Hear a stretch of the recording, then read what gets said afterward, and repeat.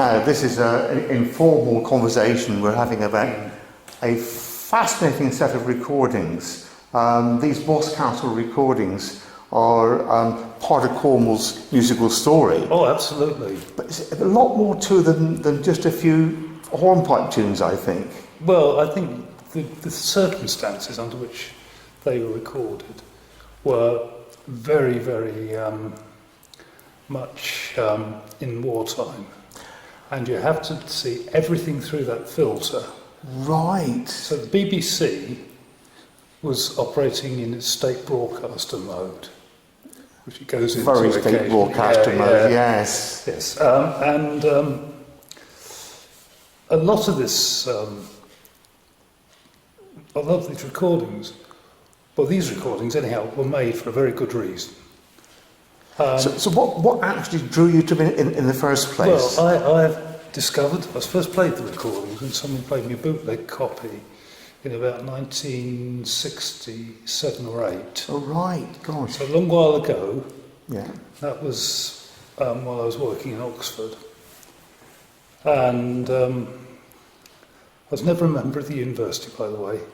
There are all sorts of rumours go around about me, but it's because I was in Oxford, I must have been to Oxford University. I wasn't.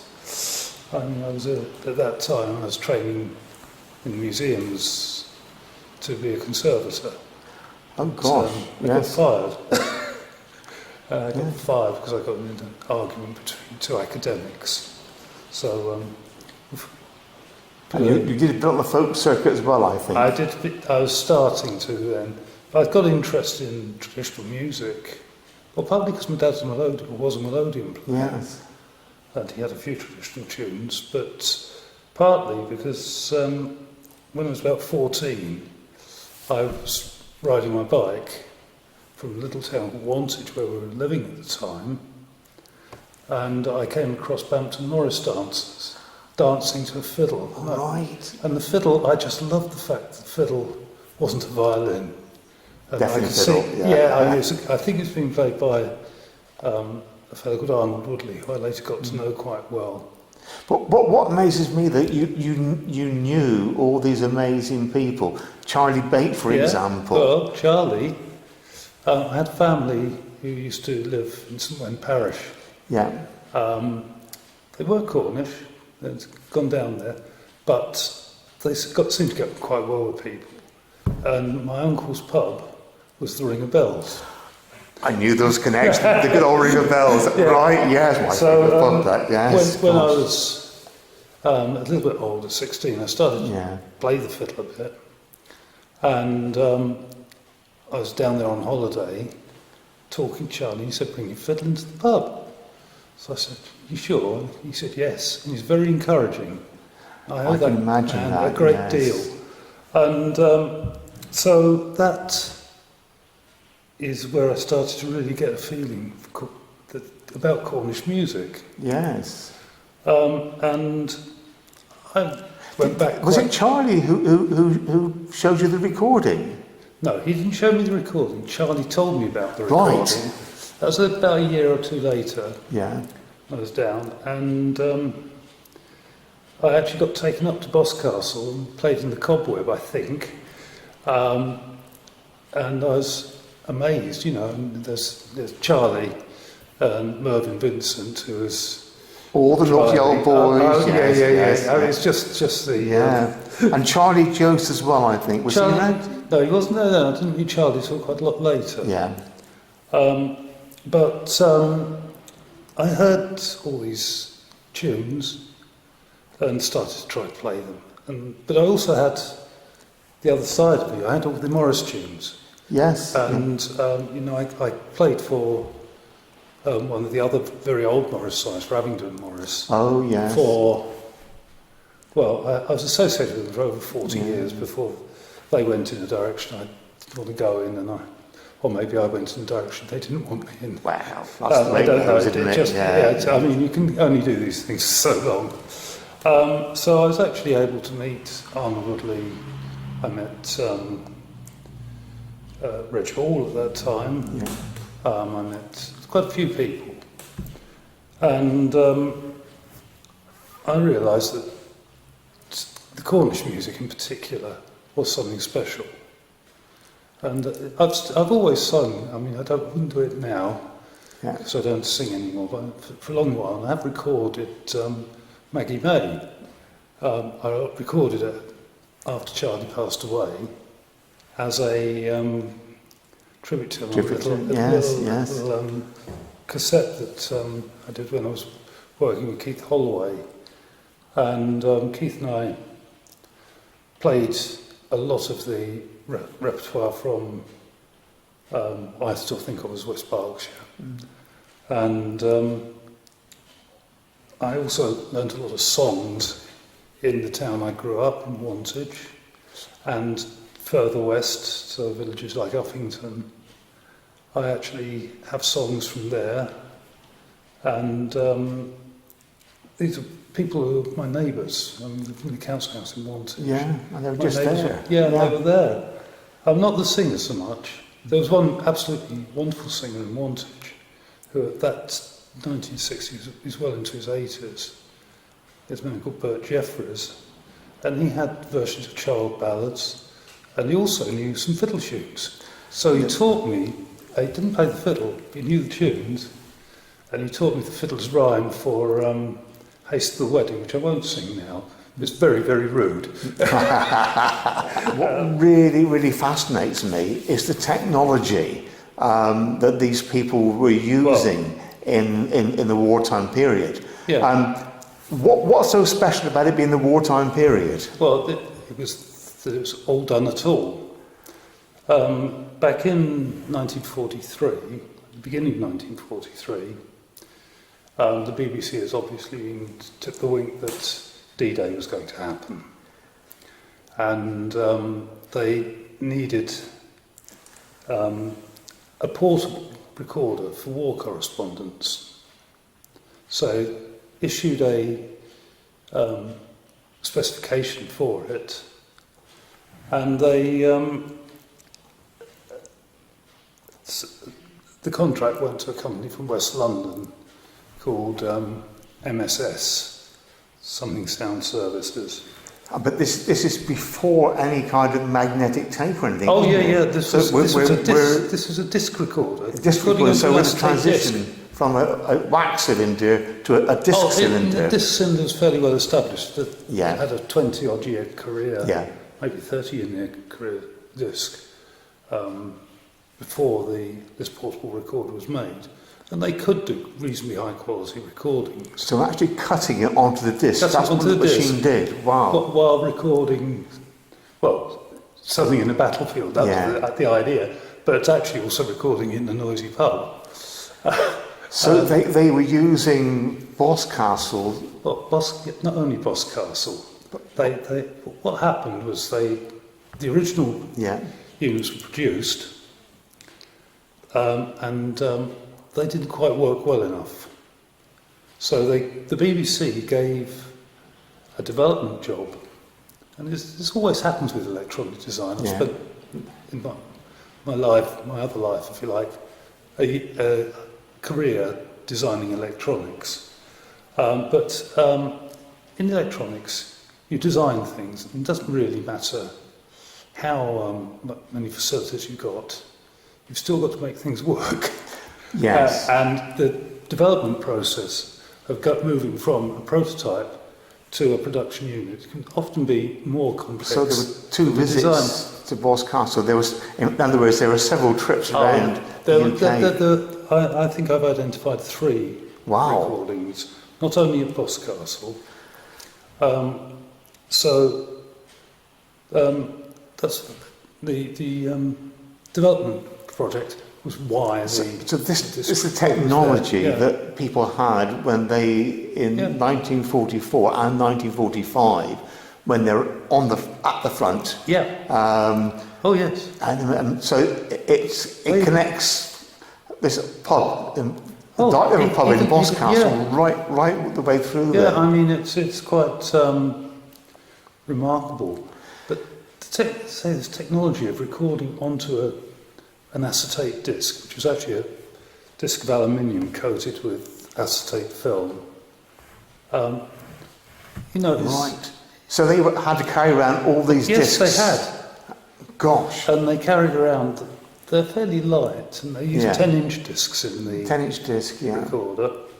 Running at 78 RPM. Yes. Most discs did then, although the BBC did use some other speeds, but we don't want to think about that at the moment.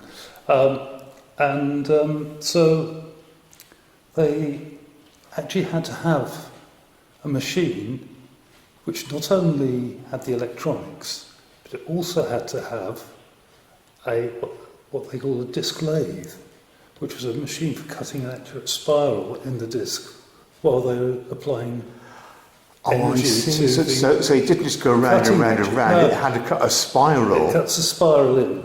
And they had to do Yes. it. The machine they designed was very clever. And they actually used a clockwork motor to do the a spring motor. Gosh. Yeah, to do that. And they ran the electronics, which was quite simple. I take it was on batteries, Yeah. not a steam engine they no, had. No.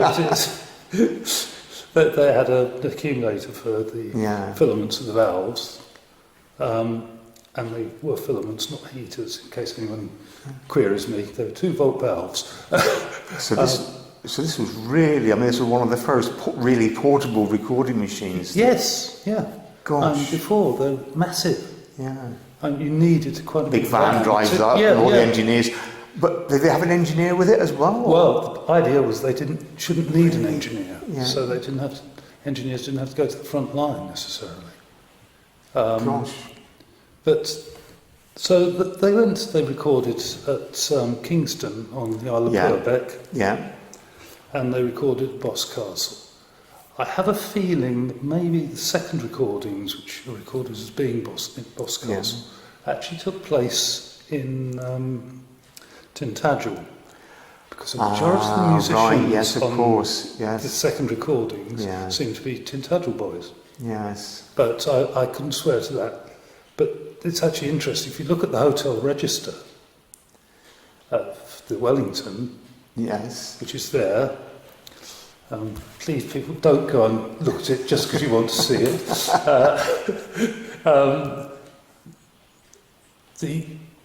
About the time of the second recording, everything appears to have been erased. Redacted, because it was secrecy, It was secret, yes. The whole thing was, wow. Yeah. And it looks like someone's used an ink remover. Yes. Chemical. So we associate this with Richard Dimbleby, but we don't actually know. He was at the second session. He was. The first session, the people involved were high-powered. Right. Yes. There's the head of BBC European Music, whose name was Elizabeth Poston, and she was a famous composer. She's also a very good pianist. She played at the lunchtime concerts they held during the war at the National Gallery. But she also was interested in traditional music. Yes. So Elizabeth Poston was there. I've done quite a lot of research on her, because she actually, the other side of Elizabeth Poston, which she seems to have been working for the security services, working with the Polish in particular, to code music to send coded messages to Europe. So the Polish resistance are listening to the BBC music and are getting information about... Gosh. And that's apparently used by 1 or 2 other nations, but one of the sidelines about this is the date of the first recordings at Boscastle. There was a delegation of Polish officers in the hotel as well. Gosh. So, who can say? So Elizabeth Poston was one. I mean, she's a little bit of a hero because she did do some very good work, not necessarily in the folk music world as such, but actually, particularly with carols. She edited all the Penguin books of carols, for instance. Right. And arranged most of them. So you had some celebrities involved in all this. Celebrities, but not well-known celebrities, if you know what I mean. The guy who seems to have organised the sessions was another composer working for the BBC, a guy called Raymond Redmond. And he took a look Well, he took a little bit of tracking down to use Wikipedia, and which I should have done right at the beginning. And Raymond Redmond was a composer. He was born in London, had a lifelong interest in West Country music. And he wrote some piano pieces with Cornish place name type titles. And he was clearly very important in the whole thing. And he also wrote orchestral pieces, a piano concerto. He was quite a good composer. But let's say he was head of Western Region Music for the BBC. Right, yes. Then the third person, who I think was in some ways the most important, was Douglas Cleverdon. Douglas Cleverdon was a features producer at the BBC, and at that time, much of the BBC's main output actually was coming from Bristol. It was coming from I had temporary studios in railway tunnels just outside Clifton. Yes. So that was Clifton Rocks, actually, which I think yes, is I on the suppose side. we do need to remember how far the radio, no television, but how far the radio was going in these days, and how. Well, the radio was the prime medium. Yeah. And so the you had those three, and then you had there's another composer who was there, whose name I will have to check, because age is making things escape from me. Patrick Harvey, who was another composer. Right. And then there's someone there who has the most illegible signature. Yeah. It looks as though it's going to be easy when you first see it, but it's CN and then squiggle. Yes. Right. So there was somebody else there. But this was the first trip. This is the first trip. The second one was just enshrouded in secrecy. I think it was far more secret. And the reason it was far more secret, I think, was to protect some of the people who were there. The first trip, I think, was just a test. Yes. And I think Douglas Cleverdon was also taught how to use the machine there. Yeah. Which is what this guy, C.N. Venn, could have been doing. He might be an engineer. I found someone who's got the lists, BBC staff lists to that period. And I'm just hoping I can find him and get some idea what he was doing. So we're now entering 1944. We're right at the end of 43 still. We're still in 43. Yeah, because Douglas Cleverdon, at the beginning of 1944, made a feature programme from Burma about the 14th Army's campaign in Burma. And I have a copy of a thing from the Voice of London, which was an Indian. Shut people. It's actually an Indian shirting machine. And now that tells us that Douglas Cleverdon was travelling in early 44. Was travelling up Burma, recording people and making a feature programme about the whole Burma campaign. I'd love to hear it. I don't know if it's available. But that actually ties in very well with the thought that he was actually taught to use the machine. And there are one or two aspects which this article mentions, like the fact that he was using very short inserts into the programme,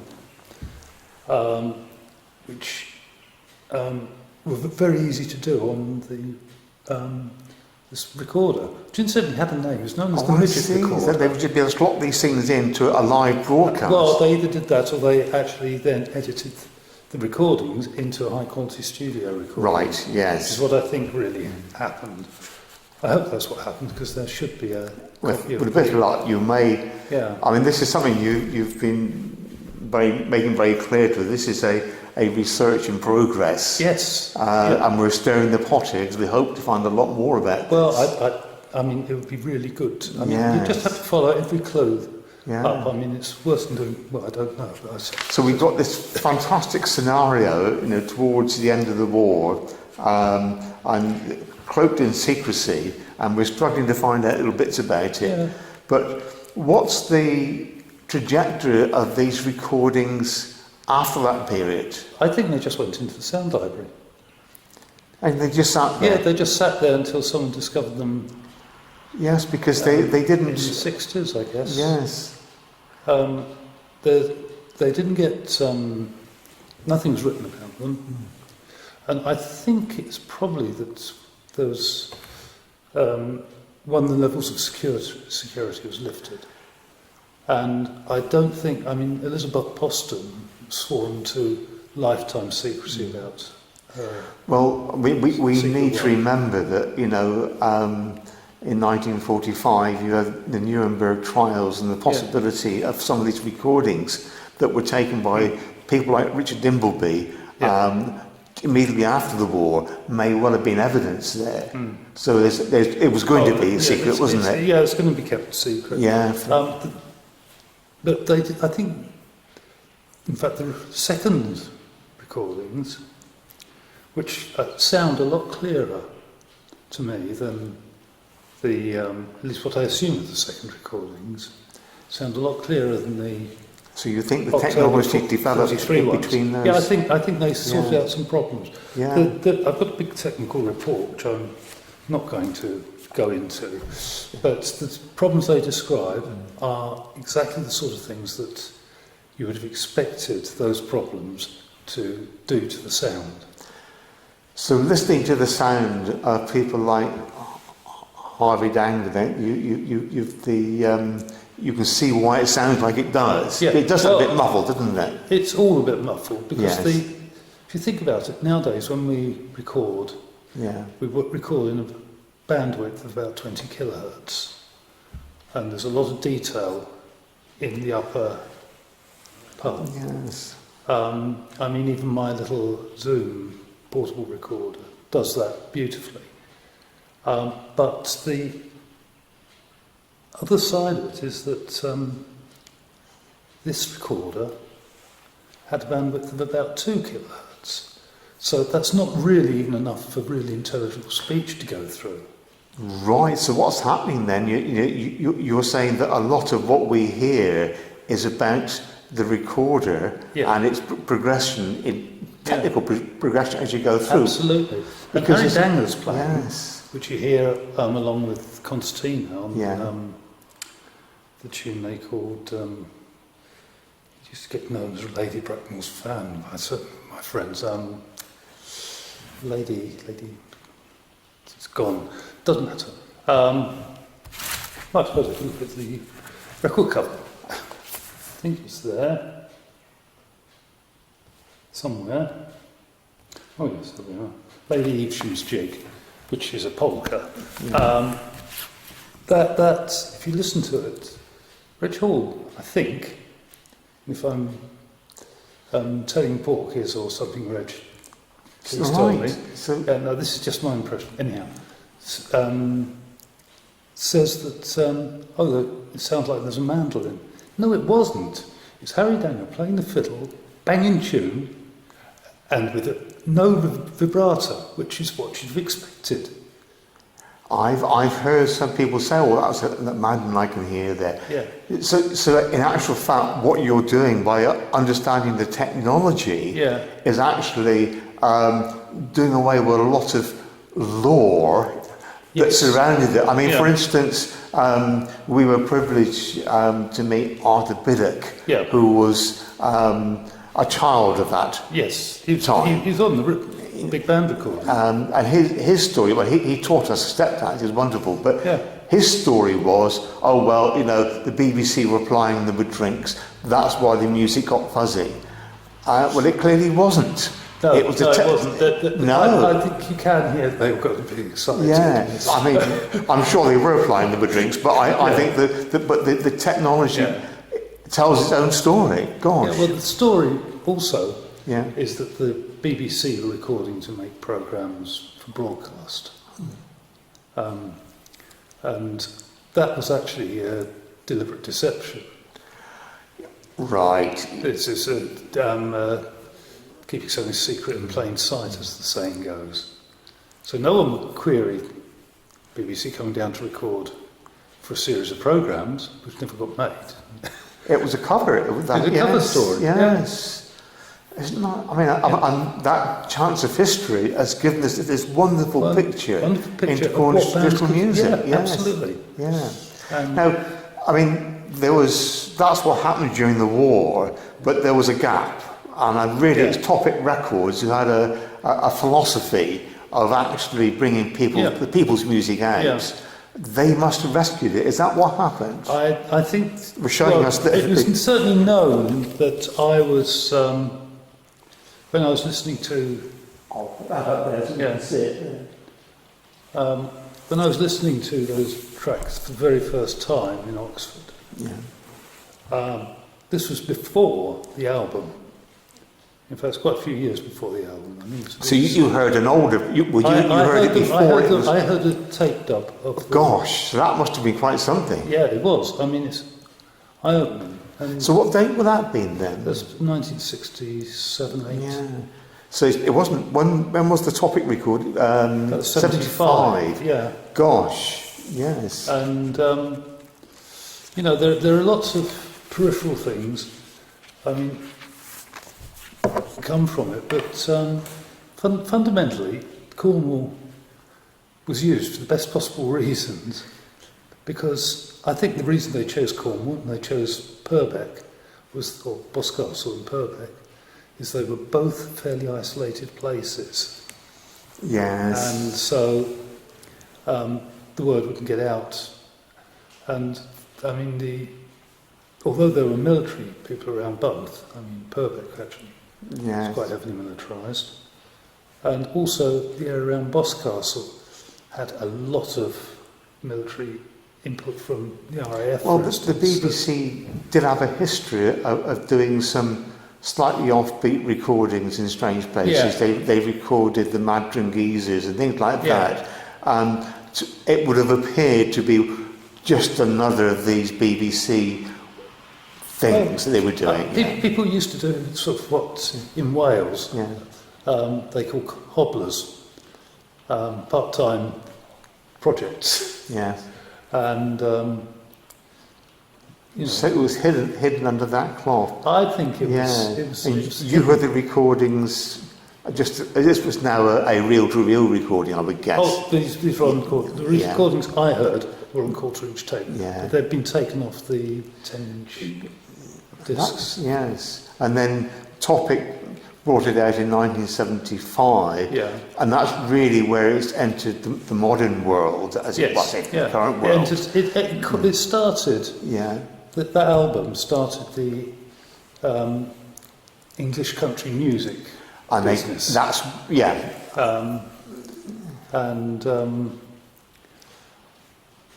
would.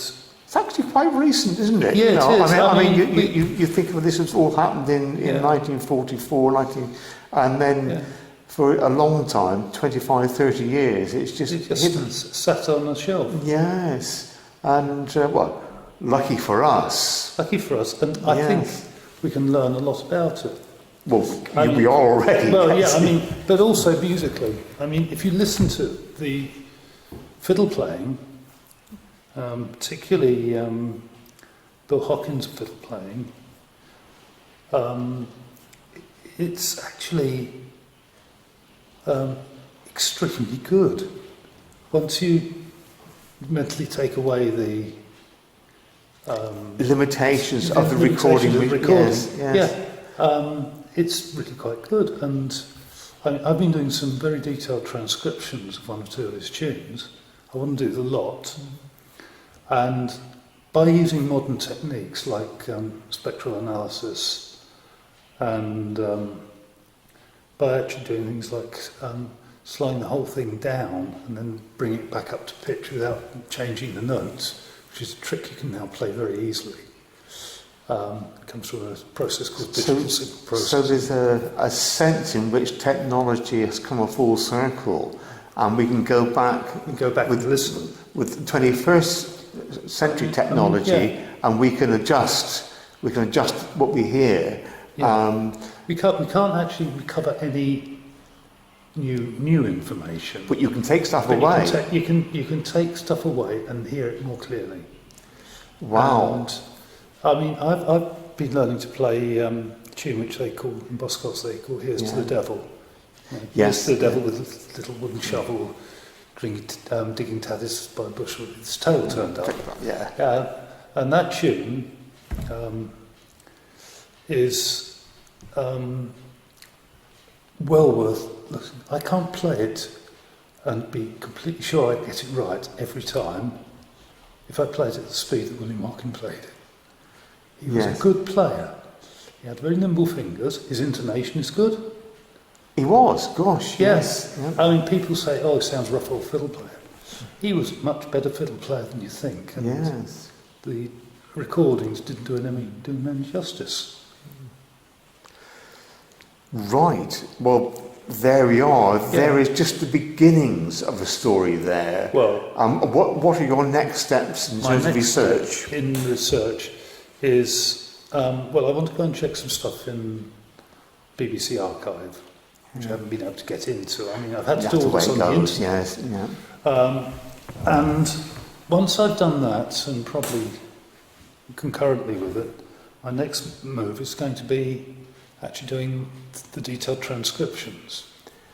We're stirring the pot nicely now, and let's hope we get some more information. Well, I do hope so, and as I say, I think it's very important for Cornwall that we understand this. Wonderful. And I think it's actually more important, more widely as well, but it's another piece of the jigsaw into the fiddle in Europe. And the fiddle is a pan-European tradition. Yes. And if you try to say, narrow it down too much, you end up going round and round in circles. But I'll talk to you about that some other time. Wonderful. Thank you very much. Thanks very much, Merv. Here we Thanks are. for giving me the Fantastic. opportunity. Yeah.